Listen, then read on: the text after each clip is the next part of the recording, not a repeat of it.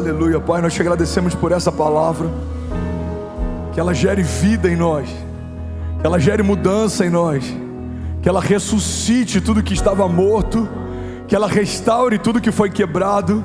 Jesus, nós declaramos a partir de hoje, nós nunca mais seremos os mesmos. Nossos ouvidos, o nosso coração, os nossos olhos estão abertos, atentos para receber a palavra da fé. Nós declaramos em nome de Jesus, salvação chegando na casa de famílias hoje, cura tocando pessoas hoje, restauração. Pai, nós declaramos em nome de Jesus o maior romper da nossa história, começando nesses dias. Essa é a nossa oração, essa é a nossa declaração de fé, em nome de Jesus. Se você crê, diga amém. Você pode celebrar Jesus no seu lugar. Se for para Ele, você pode fazer melhor. Será que alguém pode fazer barulho? Aleluia! Aleluia, pode sentar. Fica à vontade, você está em casa. Aleluia. Jesus, apertem os cintos. Senhoras e senhores, a gente vai para um lugar ainda mais fundo em Deus. Alguém crê nisso? Diga amém. A gente estava falando sobre as obras da carne e o fruto do Espírito. E eu preciso de pelo menos uns 100 incendiários comigo aqui hoje. Tem algum incendiário aqui hoje? Não se distraia, intercessores, não se distraiam. Pastores, líderes de GC, voluntários, não se distraiam. A gente começou a falar sobre isso há 2 semanas atrás. Essa é a 3ª semana. E sinceramente, quanto mais eu medito nisso, mais eu sinto um convite do Espírito Santo para a gente se aprofundar nisso. E eu não sei até quando vai essa série, mas eu sei para que lugar essa série vai levar a gente. Deus está nos chamando para um lugar de maturidade e de temor mais alto. Alguém crê nisso? Diga amém. Então eu tenho falado sobre algumas coisas que também permeiam esse assunto, mas que não necessariamente são o assunto, porque a gente está construindo aqui uma visão, a gente está construindo aqui um entendimento, a gente está removendo sofismas, a gente está removendo coisas que nos impediu de enxergar claramente, a gente está indo para um lugar mais fundo em Deus. Você crê nisso? Diga amém. A palavra de Deus diz em Gálatas 2,19: porque eu, mediante a própria lei, morri para a lei, a fim de viver para Deus. Estou crucificado com Cristo, logo já não sou eu quem vive, mas Cristo vive em mim. E esse viver que agora eu tenho na carne, eu vivo pela fé no Filho de Deus, que me amou e que se entregou por mim. Alguém pode dizer glória a Deus por isso? Qual é o propósito do Evangelho? Qual é o propósito da redenção? Qual é o propósito de reconhecermos Jesus como Salvador? O propósito é nos tornarmos separados do mundo e reconectados ao Pai. O propósito é nós vivemos uma nova vida, e para você viver uma nova vida tem que ser de um novo jeito, porque não é o mesmo tipo de vida, não são mais os mesmos termos, não é mais a mesma dinâmica. É por isso que é impossível viver o novo com as ferramentas do velho, é impossível viver o novo com a dinâmica do velho. Alguém está comigo? Diga amém. É por isso que eu falo, por exemplo, sobre finanças. Às vezes a gente está vivendo debaixo de uma nova aliança, mas a gente se move por uma dinâmica da aliança antiga. No jardim, a provisão já existia antes da necessidade chegar. Então o homem não precisou aprender a semear para colher, o homem precisou aprender a semear para colher depois da queda. Deus disse: olha, porque você pecou, agora você vai comer do fruto do seu suor, do seu trabalho. Ou seja, semear para comer é uma dinâmica depois da queda. A dinâmica antes da queda era colher para replantar. O homem não plantou uma árvore frutífera, todas elas já tinham sido plantadas por Deus. Então ele colhia dos seus frutos, e quando ele jogava no chão as sementes, elas eram replantadas. Alguém está comigo? Diga amém. Então é possível estar numa nova aliança e se mover por uma dinâmica da velha aliança. Continuo achando que é pelo suor do meu trabalho, é porque eu sou muito bom, é porque eu sou o provedor da minha casa. Se eu não fizer, não tem. Se eu não trabalhar, não tem. Não, irmão, isso é uma dinâmica caída. Estamos debaixo de uma nova aliança, precisamos usufruir dessa nova aliança. Alguém está comigo? Diga amém. E muitas vezes, em vários aspectos, a gente está debaixo de uma nova aliança, se movendo por uma dinâmica antiga. Princípios quebrados, princípios da honra, submissão, autoridade, temor. Uma igreja que está no modo automático, ela acredita que está debaixo de uma nova aliança, mas ela se move como se não tivesse. E a palavra diz claramente Eu morri para o mundo e eu nasci para Deus. E agora eu vivo na carne para a glória de Deus. Eu me sustento por Deus, eu me movo por Deus. Tudo aponta para Ele, tudo acaba nele, começa nele, se sustenta nele. Alguém crê nisso? Diga amém. Então, irmão, guarda isso. Se nós não estamos nos distanciando do mundo a partir desse encontro com Deus, não é com Deus com que nós nos encontramos. Talvez com a religião, talvez com um convite que tenha sido sedutor, eu não vou nem dizer irresistível, talvez tenha sido sedutor, talvez com algo que nos mantém aquecidos. Mas o papel da igreja não é fazer a sua alma se sentir quentinha. O papel da igreja é tirar você do inferno e trazer você para o reino do Filho do seu amor. Pastor, eu não estava no inferno, eu estava bem antes de ir para a igreja. Não estava, a Bíblia fala sobre isso. Fomos transportados do reino das trevas para o reino do seu Filho amado. Irmão, nós estávamos lá, mas Jesus nos tirou de lá. Alguém crê nisso? Diga amém. O Evangelho não é um aquecimento para a alma, não é um cobertor para os nossos sentimentos. O Evangelho é para que morra quem a gente era e possa nascer quem Deus sempre quis que a gente fosse. O Evangelho fala de novo nascimento, de morte, de crucificação. Mas o Evangelho também fala de redenção, de governo, de aliança. Alguém crê nisso? Diga amém. Então qual é o propósito do Evangelho? Nos tornarmos separados do mundo e livres do pecado. Por isso não faz sentido alguém que nasceu de novo namorar com o mundo e passear nos limites do pecado. Uma das perguntas que nós pastores mais recebemos nas redes sociais: pastor, isso é pecado? Tem uma citação do Francis Chan, eu não lembro qual que é o livro dele, mas ele diz que um dos problemas mais crônicos dessa geração é que a maior parte dessa geração quer saber sobre o que leva para o pecado e o que não leva, o que leva para o inferno e o que não leva, não porque quer estar com Jesus em amor, mas porque quer se livrar da imagem que venderam sobre o que é o inferno.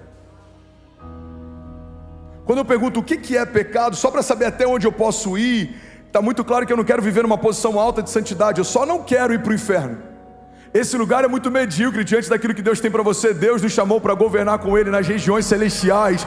Vivemos de glória em glória, vivemos de milagre em milagre. Não é para a gente só saber até onde não dá para ir, é para a gente saber aonde Ele quer que a gente esteja. Até onde dá para ir sem não. Deus, aonde você quer que eu esteja? Em que posição o teu sangue me colocou? Em que posição o teu filho me estabeleceu? Quem eu sou? O que eu carrego? Quem você é, o que você carrega. Por isso que a Bíblia diz que precisamos conhecer e prosseguir em conhecer a Deus. Um povo que não conhece ao Deus que serve pode não estar servindo ao Deus que acredita que serve, ou pode estar servindo do jeito errado. Por quê? Porque é uma premissa básica. Só dá para obedecer quem sabe o que o outro espera de si. Como eu posso cumprir o princípio da obediência se eu nem sei o que Deus espera de mim? Alguém está comigo? Diga amém. Então Paulo está dizendo, olha, eu não vivo mais para mim, não é mais para os meus desejos, não é mais para as minhas vontades. Agora eu vivo para a glória de Deus, eu vivo para os planos de Deus, eu vivo a jornada de Deus, eu vivo nos termos de Deus, porque é para esse lugar que o Evangelho me trouxe. Eu fui agora restabelecido, eu fui agora colocado numa nova posição. E essa posição exige de nós como igreja algumas coisas. Estarmos separados do mundo, estarmos livres do pecado, é uma premissa básica. Não dá para ser pleno sem a gente cumprir esse princípio. João 15 diz assim: vocês já estão limpos por causa da palavra que lhes tenho falado. Permaneçam em mim e eu permanecerei em vocês. Como o ramo não pode produzir frutos de si mesmo se não permanecer na videira, assim vocês não podem dar frutos se não permanecerem em mim. Primeiro ponto que eu quero compartilhar aqui: fomos salvos pelo sangue de Jesus, mas somos purificados pela palavra. Bom, olha para mim, o sangue te restabeleceu posição, acesso, filiação, mas é a palavra quem purifica você todos os dias. Eu vou falar um pouco sobre isso. É por isso que é importante entendermos sobre o poder do sangue, mas também é importante entendermos quando a Bíblia fala sobre a palavra como uma água purificadora. Uma das orações que normalmente eu faço Quando a gente está falando sobre ansiedade, sobre medo, sobre pensamentos de morte, é para que Deus possa lavar os nossos pensamentos com a água viva. Por quê? Porque pensamentos lavados com a água viva, com a palavra de Deus, são pensamentos realinhados, reposicionados em Deus. Irmão, você precisa ser purificado todos os dias.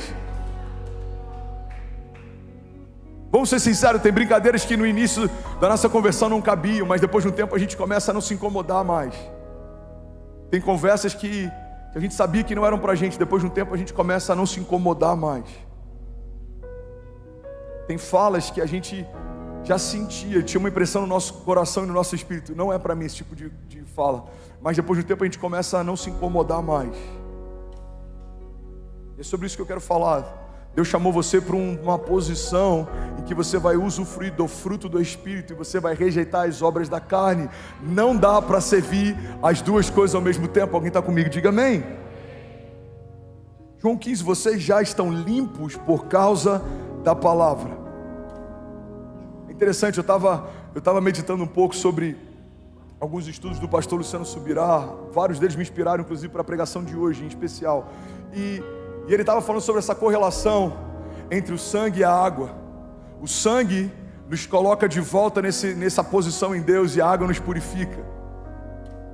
E é quase que um simbolismo profético aquilo que acontece com Jesus na cruz do Calvário, porque durante todo o período da crucificação ele sangra, mas em algum momento quando flecham ele, o que sai dele é água. Em todo o tempo você vê a representação do sangue nos trazendo para um lugar de redenção e da água nos trazendo para um lugar de purificação. No tabernáculo era assim também.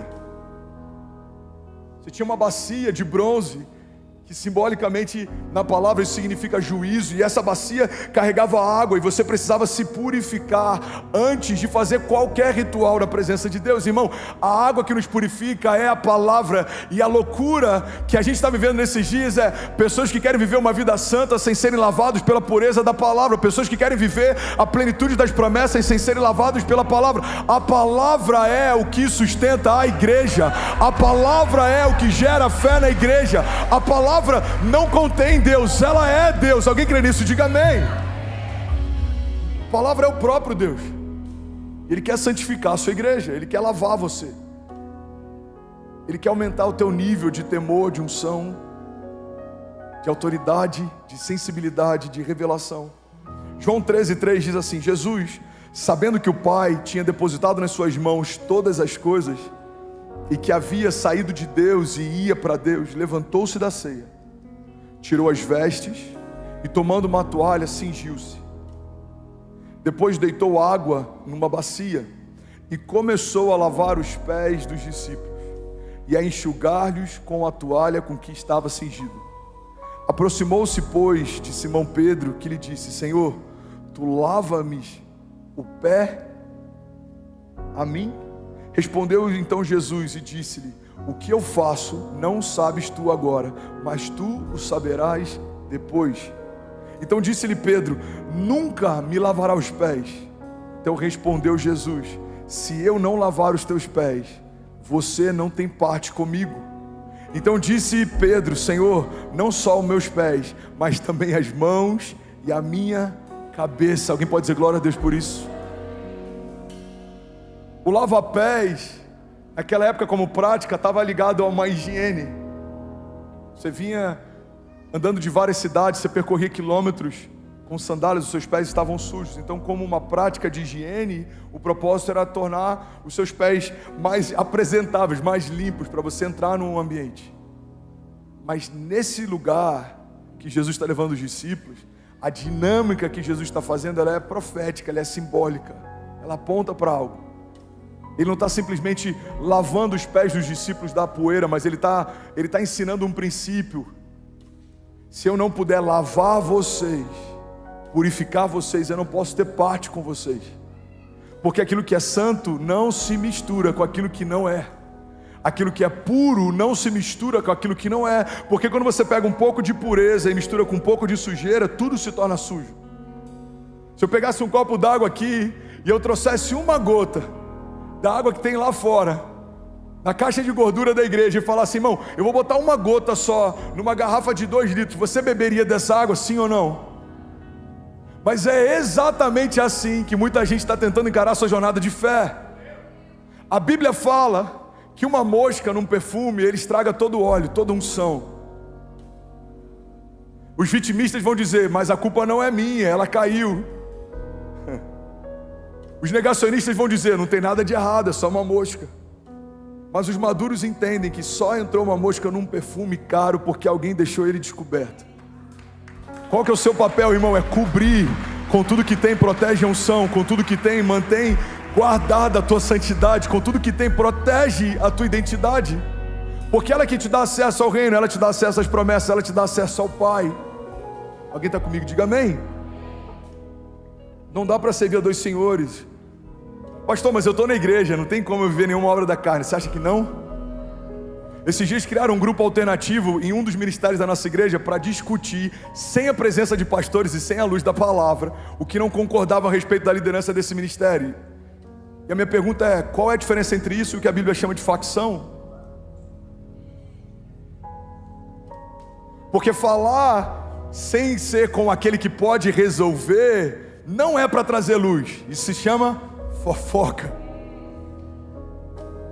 A Bíblia fala de feitiçaria, e muitas vezes a gente acha que feitiçaria vai estar ligado a algo mais esotérico, mas rebeldia é tal como feitiçaria. O que é rebeldia? É não se submeter. Se a gente vai para o carisma, a gente aprende sobre submissão e autoridade. Toda autoridade é constituída, ela é instituída, estabelecida por Deus. Você está comigo? Diga amém. Pastor, você está dando alguma indireta para Alphaville? Não, irmão, eu já vivi isso em todas as igrejas. Mas eu confesso que aqui foi maior do que eu já tinha visto em outras. Mas eu também sei que isso já passou. O melhor de Deus já está acontecendo, amém? Eu lembro no início foi complicado. Tinha um grupo de louvor, criaram um grupo paralelo. Tinha um grupo do carisma, criaram um grupo paralelo. Tinha um grupo do não sei o que, criaram um grupo paralelo. Irmão, criar uma força paralela não é diferente do que o tráfico faz em relação à polícia, por exemplo. Não reconhecemos o Estado absoluto, então criaremos um Estado à parte. Não reconhecemos uma liderança, então criaremos uma liderança à parte. O problema é que Jesus não criou uma igreja à parte. Ou você se submete ou você é insubmisso. Ou você honra ou você é rebelde. Alguém está comigo? Diga amém. Essas são obras da carne, sem perceber, irmão. A gente pode estar vivendo isso, não só na igreja, no trabalho. Cria um grupo, só fala mal do patrão. Ele é tão ruim, sai de lá. Mas se você está aí, a sua família usufrui do que você recebe, daí honra. A Bíblia diz, façam para o seu Senhor como se fizessem para o próprio Deus. Por quê? Porque você expressa o caráter de Deus. Eu conheço grandes empresários que não querem contratar evangélicos, porque dizem que são alguns dos funcionários que mais dão trabalho. Sabe por que existem alguns evangélicos que dão trabalho? Porque eles acreditaram a parte da Bíblia que fala sobre fomos chamados para governar e acham que tudo é pequeno demais para ele. Esse trabalho é pequeno demais, o salário é pequeno demais, eu trabalho demais, porque Deus me chamou para ser cabeça e não cauda. Mas isso daqui tem que estar em equilíbrio com a parte que somos submissos, somos mansos, somos aqueles que somos agentes de paz, somos conciliadores. E se você só pega essa parte e não essa, irmão, você só é alguém iludido. Não tem nada pior do que um tolo animado. A gente sai de um culto, não, esse ano vai ser o melhor ano da minha vida. Como que eu vou acessar isso? Pelo fruto do Espírito, não pelas obras da carne. Alguém está comigo? Diga amém. Coloca a mão nas minhas palavras, por favor. Mas se não quiser, tudo bem. Eu preciso pregar o que Deus está falando com a igreja. Você está comigo? Diga amém. Efésios 5:23 diz, porque o marido é o cabeça da mulher, como também Cristo é a cabeça da igreja, sendo ele próprio o salvador do corpo. De sorte que assim como a igreja está sujeita a Cristo, assim também as mulheres sejam em tudo sujeitas a seus maridos. Vós maridos, amai as vossas mulheres, como também Cristo amou a igreja e a si mesmo se entregou por ela. Agora pega essa chave. Para a santificar, purificando-a com a lavagem da água pela palavra, para apresentar a si mesmo a igreja gloriosa, sem mácula, sem ruga e nem coisa semelhante, mas santa e irrepreensível. Alguém pode dizer glória a Deus por isso? Aqui em Efésios tem uma direção clara para maridos e mulheres, para maridos e esposas, mas como ele faz uma referência do marido a Cristo e a mulher à igreja, aqui a gente tem uma direção prática também para a igreja. O que a palavra está dizendo?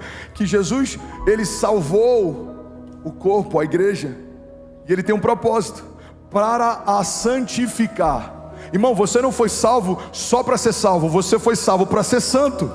Eu vou falar isso mais uma vez e alguém vai pegar isso aqui. Você não foi salvo só para ser salvo, você foi salvo para ser santo. Jesus não morreu para você se tornar crente, Jesus morreu para você se tornar filho. É para esse lugar que ele quer te levar. Alguém crê nisso? Diga amém. Então ele está dizendo, olha, Jesus salvou a igreja com um propósito. Qual que é o propósito, pastor? Para santificá-la. E como que ele vai santificá-la? Purificando-a com a lavagem da água pela palavra. Santifica a igreja é a palavra. Pastor, mas por que a igreja tem crescido tanto e a gente não tem visto o mesmo nível de santidade crescendo? Porque nem todo mundo está pregando a palavra, nem todo mundo está ouvindo a palavra. Tem pregações e sermões que parecem mais com uma palestra motivacional do que o evangelho. Aí tem gente que vai falar, André, mas sinceramente, eu já ouvi pregações suas, você fala de um evangelho açucarado. Não, eu falo de coerência. Eu falo de um Deus de milagres, a gente tem que viver milagres. Eu falo de um Deus de promessa, a gente tem que viver promessa. Eu falo de um Deus de cuidado, a gente tem que viver cuidado. Essas coisas não mudam em nada a necessidade de santificação, de rendição, de temor. Alguém está comigo? Diga amém. O evangelho real não é um evangelho cítrico, estéril, crítico, ácido, não. É um evangelho de redenção, de paternidade, de filiação, de restauração, de renovo. Mas essas coisas não anulam o fato de que Deus ainda é Deus e o Senhor ainda é Senhor. Precisamos temer e tremer quando Ele fala. Qual que é o propósito da morte de Jesus? Santificar a sua igreja. Qual que é o caminho a partir disso? Nos tornarmos cada vez mais purificados, santos, irrepreensíveis e livres de qualquer acusação.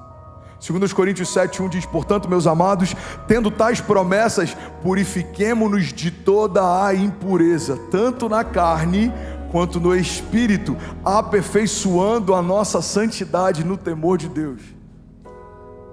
Pastor, é possível aperfeiçoar a santidade? Não só é possível, como é necessário. Cada dia mais santos, cada dia mais puros, cada dia mais cheios de Deus, cada dia mais cheios da vida de Deus. Alguém está comigo? Diga amém. Tiago 1:21 diz, portanto, deixando toda a impureza e acúmulo de maldade, acolham com mansidão a palavra implantada em vocês, a qual é poderosa para salvá-los. Alguém pode dizer glória a Deus por isso?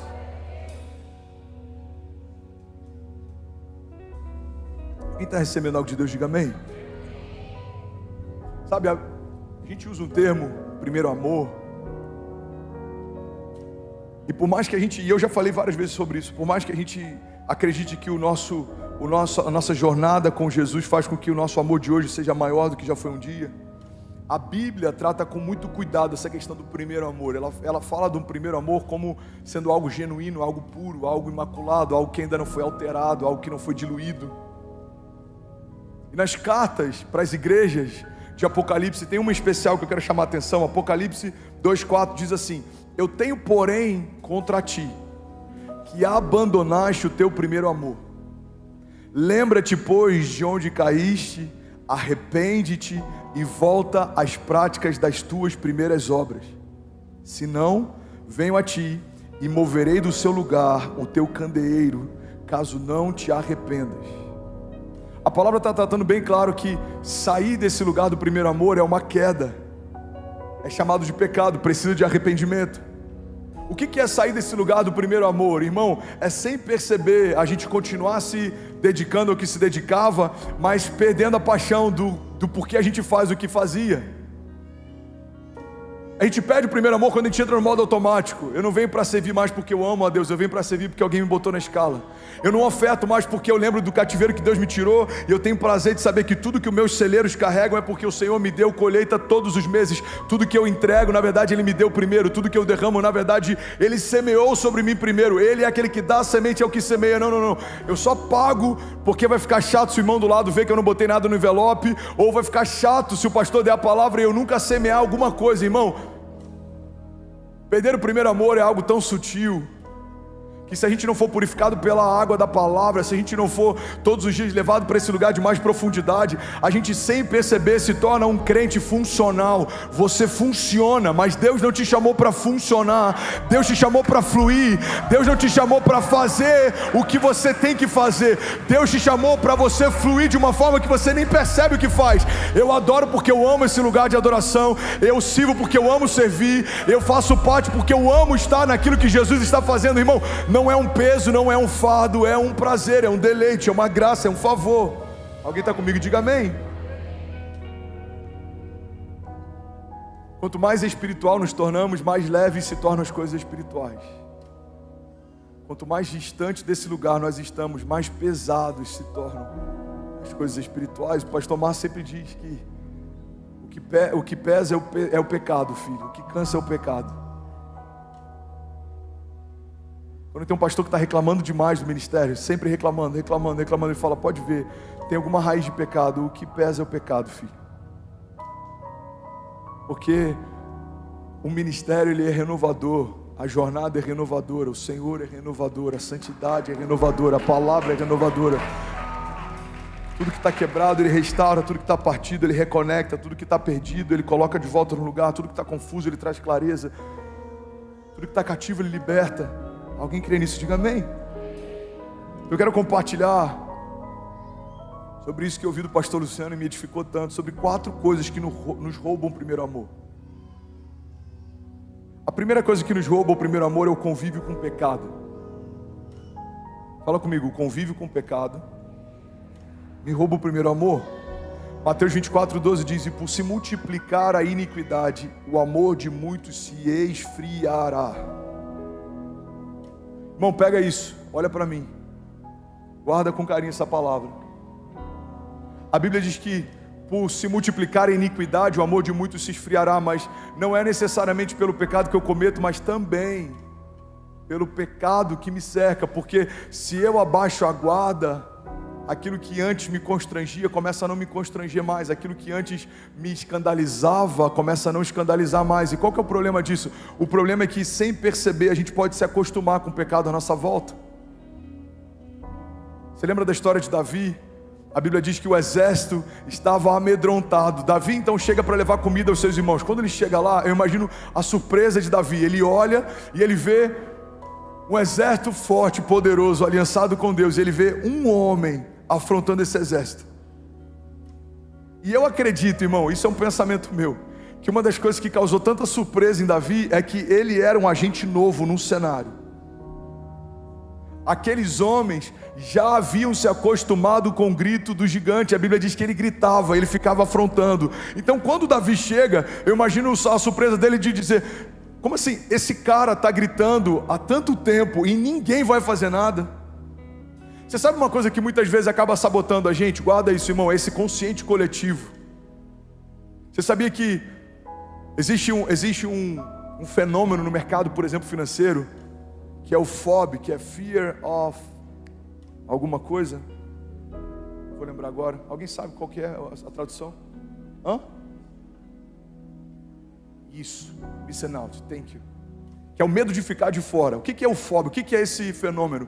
Todo mundo está comprando, sei lá, Bitcoin, está ganhando dinheiro. Aí seu amigo fala: cara, eu comprei, já dobrou. Cara, eu comprei, ganhei 30%. Aí você fala: meu Deus, eu não posso ficar de fora. E você vai lá, compra, e aí tem uma queda de mercado e você perde tudo. Por quê? Porque esse fenômeno é justamente pessoas que fazem coisas sem saber o porquê fazem, só porque está todo mundo fazendo.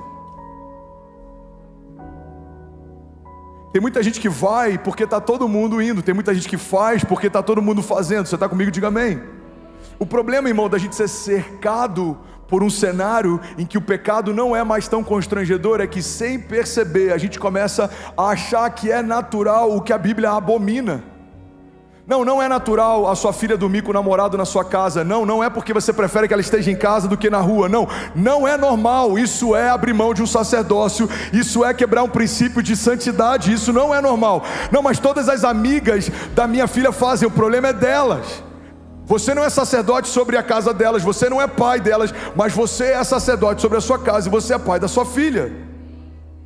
Negociamos princípios, negociamos valores, negociamos algumas áreas que, sem perceber o que o coletivo faz, começa a respaldar o que a gente não se incomoda mais em fazer. A Bíblia diz que pela multiplicação da iniquidade, o amor de muitos se esfriará. Igreja, olha para mim, o que esfria o nosso amor não são as lutas, é o pecado. Por que você esfriou? Cara, muita luta. Não. Isso é desculpa que você usa para justificar a falta de busca. Por quê? Porque Davi lutou contra gigantes e se tornou maior. Depois ele lutou contra a perseguição de Saul, se tornou ainda maior. Depois ele lutou contra exércitos, se tornou ainda maior. A gente olha a história de Daniel, recebeu autoridade e sabedoria na Babilônia, se tornou maior, foi para um lugar de perseguição mais alto, Deus colocou ele num lugar ainda mais alto. A gente olha para a história de José, irmão, nenhum herói da fé que enfrentou desafios com Deus, ou por causa de Deus, desanimou ou esfriou. Pelo contrário, cada dia amavam mais o Senhor. O que faz a gente esfriar é a normatização do pecado. A iniquidade é a normatização do pecado. Me escandalizava, não incomoda mais. Alguém está comigo? Diga amém. Primeira coisa que me rouba o primeiro amor, o convívio com o pecado. Segunda coisa que pode roubar da gente o primeiro amor, a falta de profundidade. Fala comigo, falta de profundidade pode me roubar o primeiro amor. A parábola do semeador em Lucas 8,13 diz assim: a que caiu sobre a pedra, a semente que caiu sobre a pedra, são os que, ouvindo a palavra, a recebem com alegria. Estes não têm raiz, creem apenas por algum tempo e na hora da provação se desviam. Qual é o problema da gente receber a palavra, mas não permitir que ela se aprofunde? No meio da crise a gente se desvia. Bom, olha para mim, alguém está feliz aqui ainda? Vocês estão tão sérios. Vocês estão tão sérios. Alguém está recebendo algo de Deus? Eu já vi umas 3 pessoas levantando, pegando a bolsa e saindo. Eu estou assim, gente, eu esperava que a gente pregasse sobre o que hoje aqui? Guarda isso. A falta de profundidade nos coloca num lugar perigoso. Recebemos uma boa palavra, mas não conseguimos suportá-la. Recebemos uma boa palavra, mas não conseguimos abraçá-la. Ela se perde, ela se esvai, ela se dilui. Quem são os que não têm profundidade? São aqueles que são apaixonados pelo primeiro toque, mas não buscam uma jornada. São aqueles que são apaixonados por um encontro, mas não buscam a jornada. Irmão, olha para mim, o que Deus tem para nós não são encontros pontuais durante o nosso culto, não é uma emoção que vai levar a gente para um lugar mais alto, não, é uma jornada consciente, é uma fé racional, é um sacrifício vivo. Já falei sobre isso algumas semanas atrás. Uma fé sensorial, eu boto entre aspas, é uma fé pautada em sentimentos. Se eu sinto arrepio, uau, Deus está demais aqui hoje, cara. Se eu sinto um frio na barriga, meu Deus, alguém profetizou algo, eu sinto que é de Deus. Por quê? Porque parece com aquilo que eu queria que Deus falasse. Isso é de Deus. Tem muita gente se apegando a palavras proféticas que Deus nunca profetizou. Tem muita gente achando que é Deus se movendo, quando na verdade é só o ar-condicionado que está gelado demais. Talvez esse arrepio seja só a sua epiderme dizendo alguma coisa, mas Deus não nos chamou para nos guiarmos pela nossa epiderme. Deus nos chamou para nos guiarmos pelo Espírito. E a Bíblia diz que o Espírito de Deus testifica ao nosso espírito a respeito das coisas de Deus. É a partir de uma firme convicção, não é sobre sentimento. Nós não nos movemos mais pelo que vemos, mas por aquilo que cremos. Alguém está comigo? Diga amém. Então fala comigo, a falta de profundidade pode me roubar o primeiro amor. Terceiro princípio, terceiro gigante problema que pode nos roubar o primeiro amor é a falta de tratamento. Fala comigo, a falta de tratamento pode me roubar o primeiro amor. Lucas 8:7 diz: outra semente caiu no meio dos espinhos, e estes, ao crescerem com ela, a sufocaram. Irmão, quais são os espinhos? Lucas 8:14: aqui caiu entre espinhos são os que ouviram e no decorrer dos dias foram sufocados com os cuidados, as riquezas e os deleites da vida. Os seus frutos não chegam a amadurecer. O que são os espinhos? E o que são as sementes lançadas entre os espinhos? São aqueles que receberam a palavra, mas não aceitam a ideia do tratamento, do processo, dos desafios. Preferem o conforto do que o propósito. Então, se o evangelho começa a me levar para um lugar de desconforto, eu não sei se é bem aqui que eu quero ficar, eu não sei se é nessa igreja que eu quero estar, eu não sei se é essa palavra que eu quero ouvir. O conforto normalmente rouba da gente o propósito, e é por isso que sempre que a gente está numa zona de conforto, Deus nos empurra por uma zona de propósito. O conforto, ele vai pontuar a nossa história. A gente vai viver com conforto, mas a gente não vai viver o conforto. Todas as vezes que eu estava num lugar plenamente confortável, Deus me tirou e me colocou no meio de um desafio. Por quê? Porque se eu estiver confortável demais, eu posso baixar a guarda e desejar não mais viver pelo propósito. Irmão, quando Davi estava confortável demais, algo aconteceu. A Bíblia diz que era primavera, tempo em que os reis iam para a guerra. Davi decidiu permanecer no palácio. Tem problema estar no palácio? Não, o problema é se é tempo de guerra. Em tempos de guerra, os reis vão para a guerra. Quando está off-season, quando não está em tempo de guerra, aí você usufrui do conforto. Lembra de Jesus? Jesus dormia numa tempestade, os discípulos estavam desesperados, achando que ia morrer. Mas ele sabia que eles chegariam ao outro lado. Jesus já tinha declarado: chegaremos, vamos até o outro lado. Ele já tinha definido um destino. Ele dormiu porque o destino já estava traçado. Os discípulos estavam desesperados. Mas tempos depois, quando Jesus está próximo do seu sacrifício, da sua crucificação, ele chama os discípulos e fala: orem comigo, eu estou sentindo uma angústia mortal. E os discípulos dormem. Mais uma vez ele volta e ele clama para que os discípulos possam orar com ele. Os discípulos dormem. Irmão, o que a gente aprende com a história de Jesus é que a gente precisa entender os momentos da gente descansar e os momentos da gente se posicionar. E isso não tem a ver com os cenários. Se o cenário é de tempestade, mas Jesus diz: filho, pode dormir, eu estou com você, pode dormir, pode descansar. Pastor, mas é contra-intuitivo, não faz sentido. Mas não faz sentido mesmo. Agora, se Jesus fala: filho, se posicione, é tempo de orar, não se distraia. A gente tem que se posicionar e orar, não pode se distrair. Então a falta de tratamento, a falta de processo rouba de muita gente o primeiro amor. Por quê? Porque eu vim por uma palavra de conforto. Guarda isso, eu aprendi isso no meu ministério, no início do meu ministério, isso me marcou para sempre. A gente tem que tomar muito cuidado com aquilo que a gente utiliza como motivação para que pessoas façam algo, porque tudo que você utiliza para mover pessoas, você vai precisar utilizar para manter pessoas. Se pessoas vêm, é por isso que eu nunca faço uma proposta, por exemplo, para ninguém que está no meu time.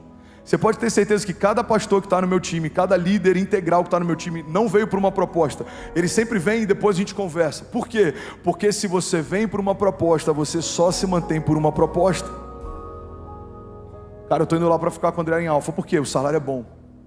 Quando a próxima igreja te oferecer um salário melhor, você deixa a gente. Cara, os benefícios são incríveis. A gente ainda não tem, vai ter. Nossos pastores ainda não têm plano de saúde, vão ter. Amém? O nosso staff está aqui porque ama, irmão. A maior parte deles ganha muito menos do que ganharia no mercado. Muito menos. Seu pastor ganha de salário mensal o que ganharia com uma palestra no secular. E olha que a gente já fechou algumas. Um dia paga um mês, mas por quê? Porque eu não estou aqui pelo benefício, eu estou aqui pelo propósito. Guarda isso, irmão. Se você chama alguém pela proposta, você só mantém pela... É por isso que a gente tem que tomar muito cuidado com o motivo pelo qual a gente vai até Jesus, porque se a gente vai para Jesus só buscando conforto, a gente só se mantém enquanto está confortável. Qual que é o problema da gente ir para Jesus? Se for para Ele, você pode celebrar.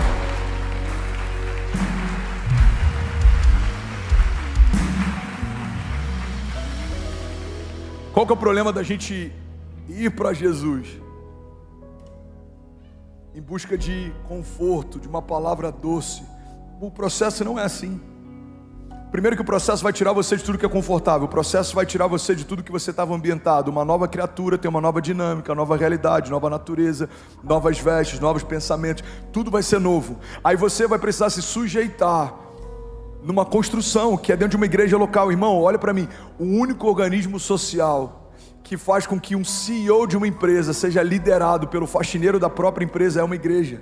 Porque a gente entende que lá fora você pode ser quem for, aqui dentro os critérios são outros. Talvez o faxineiro da sua empresa, e quando eu falo isso, não falo com nenhum tipo de constrangimento, mas está falando sobre classes salariais e sobre jornadas de trabalho diferentes. Alguém entende isso? Diga amém. Talvez ele vai chegar e ele é um homem de Deus, ele já é ativado no profético, ele tem maturidade na fé, ele é líder de GC, ele está na jornada há anos. Aí você chega, você é um CEO de uma multinacional, você é o topo da cadeia de liderança da sua empresa. Aí você tem um chamado em Deus, você começa a se desenvolver, você entende que você tem um chamado de intercessão. Quem vai te liderar? O cara que você lidera. Por quê? Porque lá fora existem princípios e existem hierarquias, mas aqui também. Eu já vi donos de grandes empresas servindo no parking, porque eles entenderam que não tem a ver com quem você é lá fora. Dentro da igreja tem a ver com quem você é no reino. É uma construção. Você está comigo? Diga amém. Então se eu venho por uma palavra de Deus vai te dar chaves, chave da casa própria, chave do carro. Primeiro momento de crise financeira eu abro mão desse Deus. Por quê? Porque eu vim por um motivo, mas esse motivo não me manteve. Não, irmão, nós não viemos por aquilo que Ele pode nos dar. Nós estamos correndo na direção de Jesus por quem Ele é.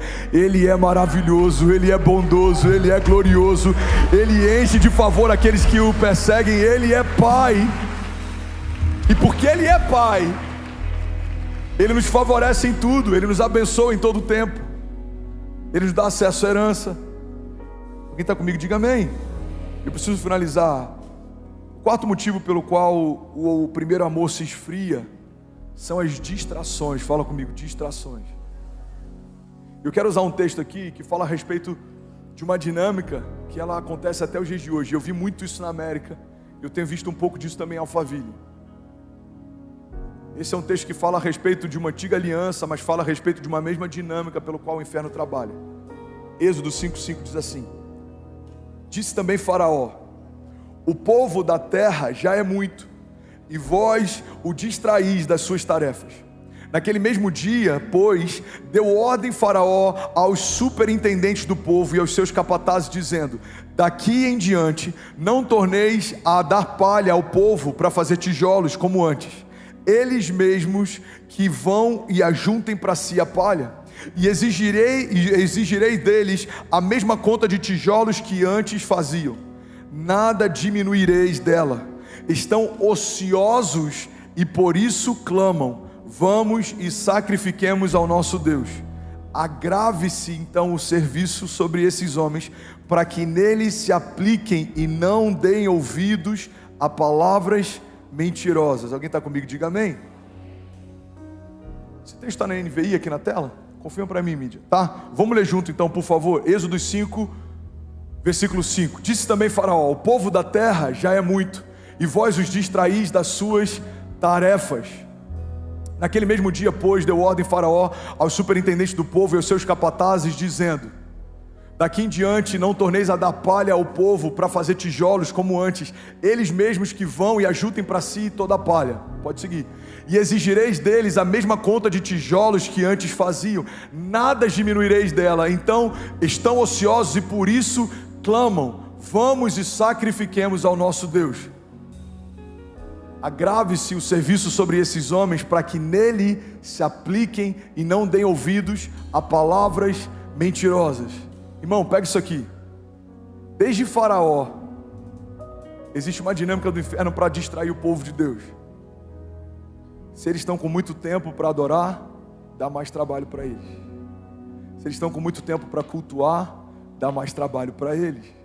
Se eles estão com muito tempo para servir, dá mais trabalho para eles. A fala de Faraó precisa ser entendida nos dias de hoje, porque a tipificação de Faraó é justamente a tipificação de Satanás. Na história bíblica, A simbologia de Faraó é justamente a simbologia de Satanás. O cativeiro no Egito é justamente o cativeiro no inferno. E a libertação do povo fala justamente sobre a libertação que nós vivemos a partir de Jesus. Você está comigo? Diga amém. Então guarda isso, a dinâmica que acontece desde que o povo era cativo, antes de Jesus e ainda na antiga aliança, é quando o povo está livre demais para cultuar e buscar a Deus, vamos dar mais trabalho para eles. A diferença é que enquanto éramos escravos, alguém mandava que a gente trabalhasse mais, e isso fazia com que a gente cultuasse menos. Mas agora que somos livres, muitas oportunidades de ganhar dinheiro têm feito a gente trabalhar mais e cultuar menos. Uma das coisas que eu mais vi na América são homens que foram para a América tentando dar uma vida melhor para sua família e perderam a sua família porque passaram a amar o dinheiro. Uma das coisas mais perigosas na América, eu fiquei lá por quase 5 anos, pastorei por 4 anos e meio lá, é que a América ensina a gente uma dinâmica: time is money, tempo é dinheiro. E quando você entende que tempo é dinheiro, você começa a precificar cada hora do seu dia. E quando você começa a entender que cada hora do seu dia vale algo, você começa a fazer conta quando você pensa em abrir mão de 2 horas para cultuar a Deus. Quantas vezes eu vi pessoas falando: pastor, não tem como eu servir essa semana porque, cara, eu estou fritando, tá surgindo muita oportunidade, eu estou trabalhando. O cara aprendeu que a hora dele vale $100, $50, $200. Então ele pensa: se eu ficar 2 horas cultuando, eu abri mão de $300, $400. Irmão, quando o tempo se torna o nosso Deus, quando o dinheiro se torna a nossa motivação, a gente já se perdeu e nem sabe. A riqueza do tipo de Deus, ela não acrescenta dores. Olha o que a Bíblia diz: a riqueza que eu tenho para vocês, ela não acrescenta dores. Não é porque a gente vai trabalhar 2 vezes mais que a gente vai ganhar 2 vezes mais. A Bíblia diz que Deus dá àqueles que Ele ama enquanto dormem. Em outra passagem a Bíblia diz que nenhum ouvido ouviu, nenhum olho viu outro Deus além do nosso, que trabalha para aqueles que nele confiam. Você pode levantar sua mão em nome de Jesus? Declare com autoridade, diga: o trabalho, o dinheiro, as preocupações, diga, não vão roubar de mim o lugar principal de Deus. Diga: Deus é Deus, Ele é bom em todo tempo. Diga: a sua bondade e a sua misericórdia me seguirão todos os dias. E a provisão que eu tenho não vem do meu suor. Diga: vem de Deus. Eu trabalho para cooperar com aquilo que Deus já está fazendo, mas Ele é a minha garantia, a minha provisão, a minha segurança. Diga: Deus é bom e a sua misericórdia dura para sempre. Diga: e a minha confiança está no fato de que Ele é um bom pastor e de nada eu terei falta. Nada vai faltar na minha casa, nada vai faltar para os meus filhos, nada vai faltar nos meus negócios. Diga: a provisão do tipo de Deus, a riqueza do tipo de Deus foi liberada sobre mim, e eu não abro mão dela, em nome de Jesus. Você pode celebrar Jesus no seu lugar. Aleluia. Irmão, eu juro que eu vou terminar em 2 minutos. Pastor Danilo Figueira, ele diz que não ter tempo para Deus é a atitude de quem não entendeu o valor da eternidade. Se não temos tempo para Deus agora, por que queremos a eternidade onde teremos tempo só com Ele? Não ter tempo para Deus, igreja, é a atitude de quem não entendeu o valor da eternidade. Timóteo 4,7, Paulo diz: eu combati o bom combate, completei a carreira e guardei a fé. Desde agora me está guardada a coroa da justiça, que o Senhor, o reto juiz, me dará naquele dia, e não somente a mim, mas também a todos que amam a sua vinda. Pastor, qual que é o caminho de volta então? Eu quero voltar ao primeiro amor, eu quero buscar o fruto do Espírito, eu quero abrir mão das obras da carne, eu quero me santificar pela água da palavra, eu quero ser santo, irrepreensível e livre de qualquer acusação, eu quero me tornar pleno em Deus, eu quero maturidade em fé. Qual que é o caminho de volta? Apocalipse 2,5. Lembra-te, pois, de onde caíste. O louvor pode subir. Arrependa-te e volta à prática das primeiras obras. São 3 dinâmicas. Primeira, lembra-te. Traz à tua memória o que te dá esperança. Lembra de como queimava no primeiro amor. Lembra de quando você queimava, quando Jesus falou as primeiras vezes sobre as promessas. Lembra desse lugar. Lembra dessa atmosfera. Lembra dessa profundidade. Lembra-te. Segunda chave que Deus nos dá é arrependa-te. Não é só lembrar, é a gente se arrepender. O arrependimento é a chave que libera o novo de Deus. O arrependimento é a chave que nos dá acesso ao temor do Senhor. O temor do Senhor é o princípio da sabedoria. O temor do Senhor é o que nos torna fortes. Por que você não peca? Porque eu temo a Deus. Por que você não toma uma outra mulher para você? Porque eu temo a Deus. Você vai falar ao longo da sua semana: por que você não rouba? Porque eu temo a Deus. Por que você não faz? Porque eu temo a Deus. Não é porque um conjunto de práticas morais me diz que eu não posso, é porque o meu Deus diz que isso não alegra o coração dele. Por que José não tomou a mulher de Potifar para si? Porque ele temia a Deus. Por que Davi não matou Saul mesmo podendo fazer? Porque ele temia a Deus. Eu não tocarei em alguém que o meu Deus ungiu. Por que Abraão abriu mão de tudo, de todo o conforto, para ir para um lugar que ele nem sabia qual era? Porque ele temia a Deus. Deus disse: sai, e ele saiu. E vai para o lugar que eu ainda vou te mostrar. Ele não pediu um mapa, não precisou fazer sentido para ele. Deus disse: não é aí mais que eu quero que você fique. Não é mais lá que ele ficou. Nem sempre Deus vai nos dizer para onde vamos, mas Ele sempre começa nos direcionando sobre onde não devemos mais ficar. Sai desse lugar, sai desse relacionamento, sai dessa aliança. Se for para Jesus, você pode fazer melhor. Arrependa-te.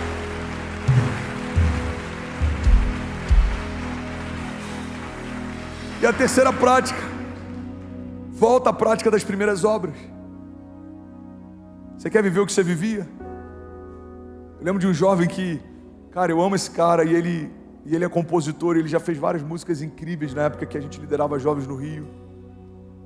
E aí ele teve alguns desafios, e aí ele desviou. Ele me mandou mensagem um tempo atrás e falou: cara, eu queria poder voltar a viver o que eu vivia. Eu falei: então volta a fazer o que você fazia. Tão simples. Você quer voltar a viver o que você vivia? Volta a fazer o que você fazia. Irmão, eu confesso que tem lugares em Deus que eu preciso voltar a fazer o que eu fazia, porque eu quero voltar a viver o que eu vivia. Eu não sei você, mas quando você é menino, você pode brincar o dia inteiro. Você chega da aula, você vai brincar com os brinquedos, você está distraído, porque alguém tem a responsabilidade da casa. Mas quando a gente se torna homem, agora a gente tem crianças que dependem da gente, a gente começa a ter muitas responsabilidades. E uma das coisas que eu percebo no pastoreio é que quando a gente começa a liderar uma casa sem perceber, a gente começa a ficar sério com coisas que antes a gente era infantil, e isso não pode ser negociado. Qual que é o meu desafio como pastor hoje? É que a gente vai ficando com a casca tão grossa que a gente não pode se tornar insensível. A gente precisa sempre revisitar esse lugar de temor e de tremor e de dependência. Voltar a viver o que vivia, voltar a fazer o que fazia. Talvez a palavra de hoje seja não só para novos começos, mas seja para alguém que já está na jornada e por algum motivo, em alguma área da sua jornada, você se esfriou, você diminuiu a régua, você diminuiu a busca, a intensidade. Irmão, olha para mim. A régua de Deus, ela é alta e ela não negocia para a gente caber. Olha o que Jesus faz. Ele sempre se coloca no lugar que a gente está, mas depois Ele sempre nos convida a estar no lugar em que Ele está. A gente vê aquela história de uma mulher que vai ser apedrejada. A Bíblia diz que Jesus, então, ele se abaixa e com o dedo ele começa a escrever na areia, algo que ninguém sabe até hoje que ele escreveu.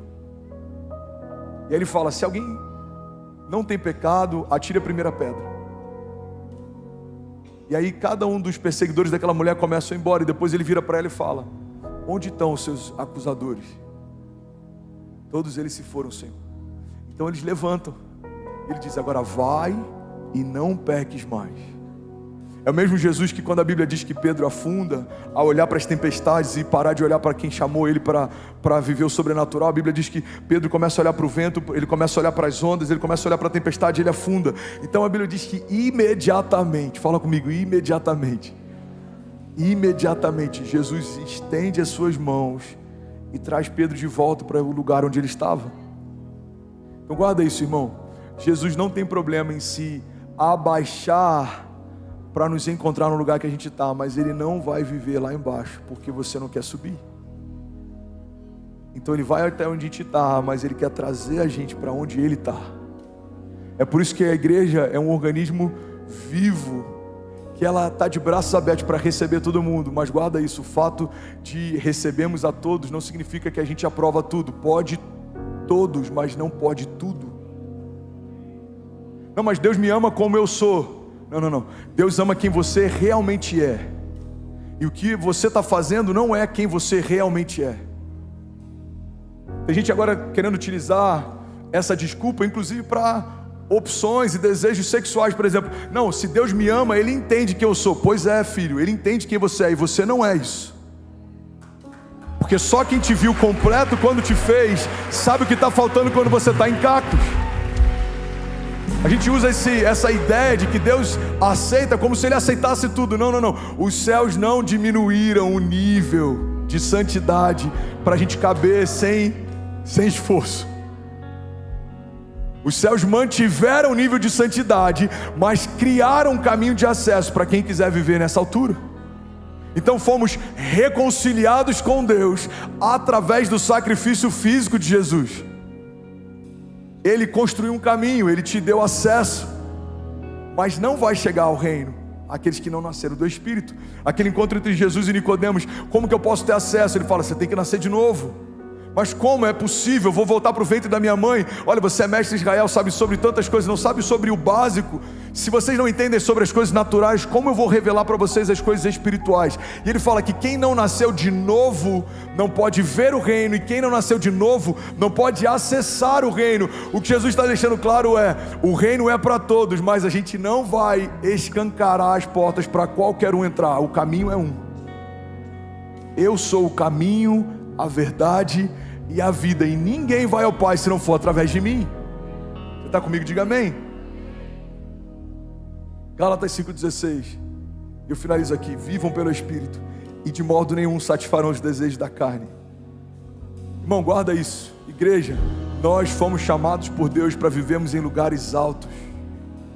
Não dá para a gente ter as mesmas picuinhas que a gente tinha antes de se converter. Não dá para a gente ter os mesmos defeitos que a gente tinha antes de se converter. Não dá para a gente ter as mesmas guerrinhas e lutinhas internas que a gente tinha antes de se converter. Porque se Cristo nos libertou verdadeiramente, nós somos livres. Se você caminha com Jesus e ainda não conseguiu liberar perdão para alguém, perdoa, irmão, isso não faz parte do caráter de Jesus. Deixa Ele se revelar e ampliar a ação dele em você. Se você caminha com Jesus e não consegue ser generoso, irmão, se abra para a generosidade, porque isso expressa o caráter de Deus. Se você caminha com Jesus e não consegue crer em milagre, se abra para a revelação de um Deus de milagres. Deus não vai se diminuir para caber na nossa teologia. Ele quer nos expandir para que a gente caminhe à altura de quem Ele é e de quem nós somos. Você é filho de Deus, você é justificado por Deus. Levanta suas mãos.